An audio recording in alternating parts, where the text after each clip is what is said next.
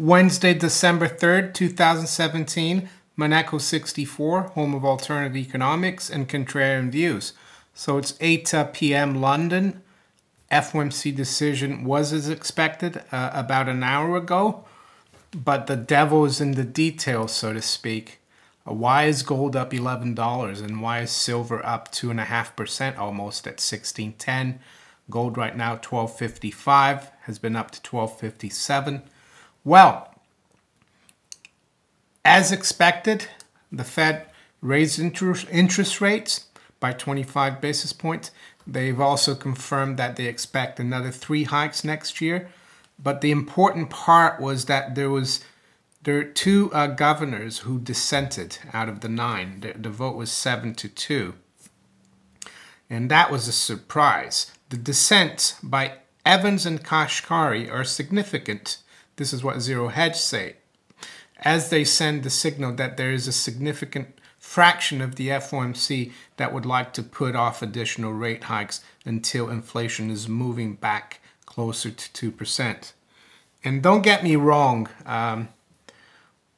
watching the Bloomberg TV online and also listening a little bit to the Yellen press conference reminded me of the old Soviet Union.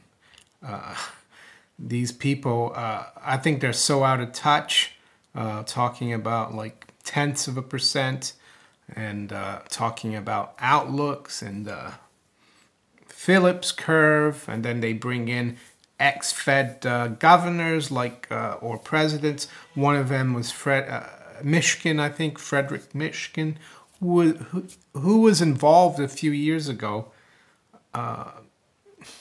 in kind of a scandal. He went to Iceland and basically wrote a really good review about the country's finances and got paid over $100,000.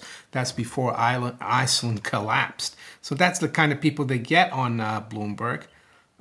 But unfortunately, we need to cover these things because the markets still look at the Fed. Gold and silver are still dependent for their moves on the Fed. So yeah, the hike came. They still expect 3 hikes next year, but the important reason, the reason why the dollar has been hit, for example, as I speak right now, the euro is up 0.2% at 118.15. The dollar is down like almost 100 pips or 0.83% against the yen at 112.59.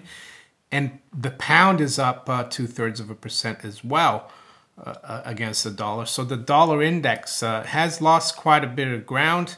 As you can see here, well, I don't know how, yeah, this price is a bit delayed. So dollar index down 0.5%. I've done a little chart here of the dollar index. Since September, it's been, yeah, it's gone up from the low in September. But as you can clearly see, that's a head and shoulder formation forming there. The reason I put a question mark for the shoulder is that it's not confirmed yet that it is a right shoulder, but it's looking very much like it. It topped pretty much where the left shoulder topped. It looks like it has. Now the key level is going to be around 92.50, where that trend line is. We break that, we could see the dollar go and retest the low from September, which is the low for 2017. So in spite of all the hikes we've had from the Fed since 2015 and the unwinding of the balance sheet, and the fact that the other major central banks like the ECB, Bank of Japan, and Bank of England even are still highly accommodative and are still doing QE. In spite of that, the dollar is going down. So that tells me something about the dollar. If the Fed's measure of inflation doesn't pick up, we could see those 3 hikes, you know, go off the books or go off the forecasts, especially now that Yellen is leaving. This was her last FOMC meeting or last FOMC meeting where you had a press conference. I'm not sure when the next one is and when she leaves. So yeah, it's what I wanted to talk about. In terms of the UK, there's some interesting headline tonight. I'm reading here from the Associated Press. It says, UK lawmakers assert final say on Brexit deal, challenge government. So this evening there is a vote in Parliament, and it says, British lawmakers appended Prime Minister Theresa May's Brexit plans Wednesday by giving Parliament the final say on any exit agreement the government reaches with the European Union. So there you go. This Brexit situation continues to drag on with a lot of uncertainty. Now Parliament will have this final say on whether they accept the Brexit deal. What if they don't? Does that mean that they're going to have to negotiate another deal with the EU?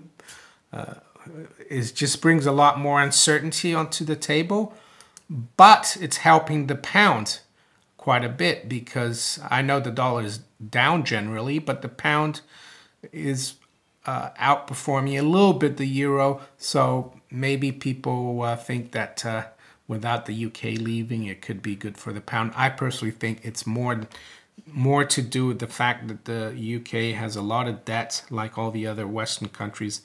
The pound might rebound against the dollar, but in the long run, the purchasing power of the pound will keep going down. So that's all I wanted to cover here. Nice to see gold and silver finally have a bit of a rally here. As I go, silver is at 1606, up 34 cents, 2.15%. Gold is at 1255, up 0.84%. These are all spot prices. So I'll speak to you later, and if you enjoyed this video, please like, share it, subscribe to my channel if you haven't yet, and you can also follow me on Twitter and on steemit.com. I'll talk to you later. Bye.